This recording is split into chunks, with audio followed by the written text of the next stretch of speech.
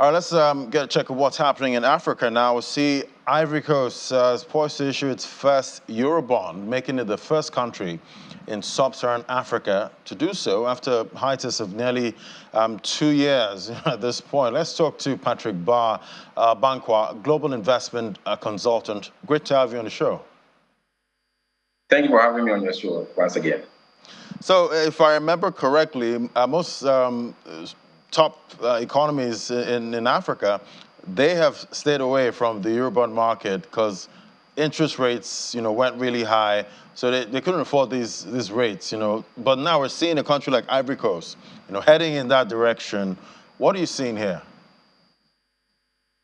Okay, so I think what I see from the move by Ivory Coast, I will look at it from the challenges and opportunities that they face. So in terms of the challenges, as rightly said, looking at the interest rates that they are going to possibly incur. Currently, they have about 15-year Eurobond, which has a yield of about 7.9%, which is high compared to other sovereign users along the line. So that's a challenge that they need to overcome on this market again. Then the issue of currency risks. Eurobonds are, as you already know, are dominated in euros and foreign currencies, which exposes Ivory Coast to fluctuation in terms of the currency. And if there's depreciation of the CFA against these currencies that they are going to be incurring on the Eurobond market, it will become a bit difficult for them to repay their loan because now the loan becomes a bit expensive. Again, look at the fiscal discipline, which is also a challenge of the going to the Eurobond market again, because if the country does not maintain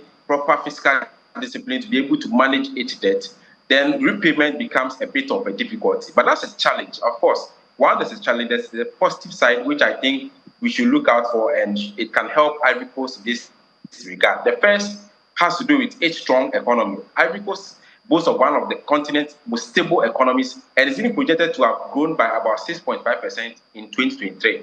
This is a strong economic performance, which will help them to generate enough revenue to be able to service their debts. Again, look at issues relating to their overall credit rating.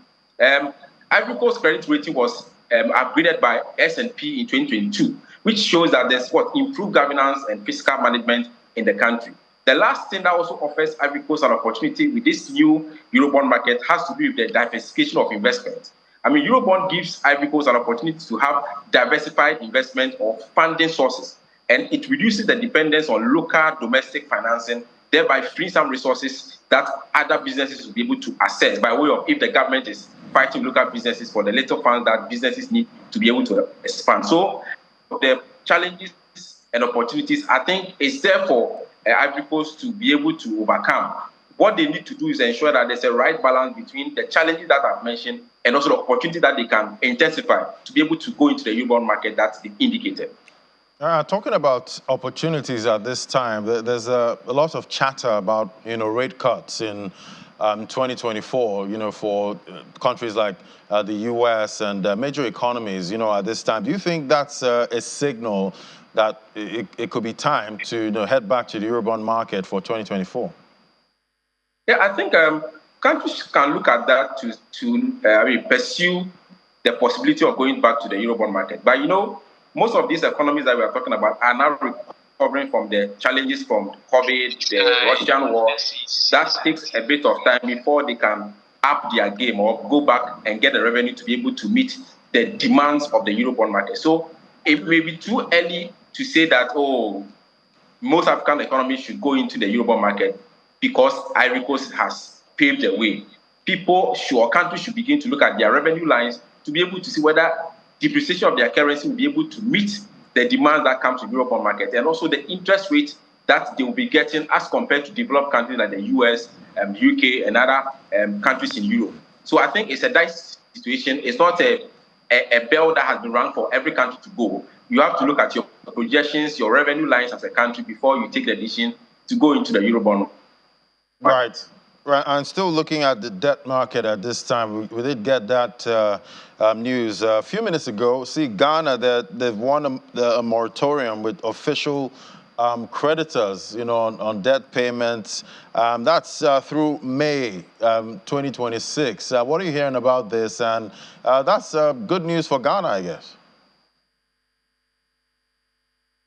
Yeah, it's good news for Ghana. When you look at it from the IMF bailout that government went for last year, and then that led to government going into the restructuring of debt.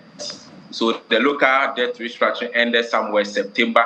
And what was outstanding for IMF to look out and give Ghana another tranche of the bailout was the agreement with external creditors. So getting the news that there has been some kind of agreement or some kind of decision to have our debt restructured and payment to start in 2025, 2026, I think it's a good initiative and it's a good news for the country Ghana, because now Ghana will have the fiscal space to be able to engage in other economic activities. However, it is just a postponed repayment. It is not debt that has been forgiven, as we say in the local parlance, but it's a debt that you need to pay back in future. So if you don't put in the right mechanism to be able to get the revenue to pay them in 2026, then it becomes another cycle of going back to IMF, and the country will not be seen in the very good image when it comes to credit rating. So for now, it's a good step. It will help the country to boost its economy. We'll begin to see activities picking up again. We'll begin to see inflation dropping further. We'll begin to see a stabilized economy. But it's just a momentary step. Government should make sure we do not go back to the same situation where we could not pay loans that have gone from the external creditors. What are you seeing for revenue and debt levels for Ghana in 2024 with this good news here, even though it's a postponement? Yeah, I think in terms of revenue, it will give an indication of businesses that will be able to expand because things are dropping, the financial indicators are dropping. So as we speak, I don't know if you have heard about it, we ended 2023 with inflation of about 23%, as compared to 53% that we started the year 2023 with. This is an indication that things are beginning to take shape. And we are hearing that the central bank will be reducing the policy rate from the current 30% to maybe 22%. That's also another indication that businesses will begin to have loans at a lower rate as compared to what they already enjoy. So all of these things together should propel Ghana to the next level. And it's all about the government being able to be disciplined when it comes to their spending and also channeling their funds to the right sectors of the economy to be able to cause major economic growth in terms of our GDP. Talking about, Ghana's inflation rate, dropping to the 20s level from 50s earlier, are you feeling that, when you go to the markets and, the supermarkets? Can you feel it? I feel it in the point that, historically, Ghana always experienced prices of goods and services going up very high in between November and December of each year.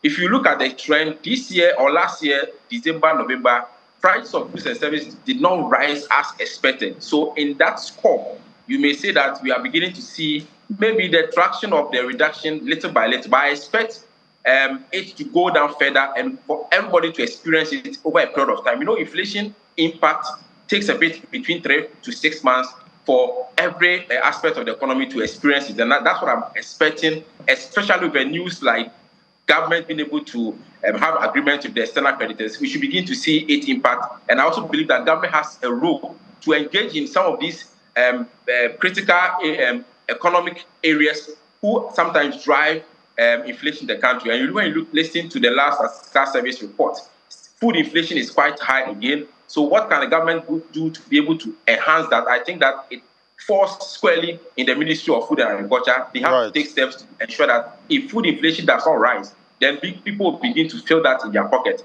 At the moment, in the scale of 1 to 10, I can say that we are maybe feeling between 2 to 3%, 2 to 3 over 10 in terms of the impact of the inflation that has been dropped.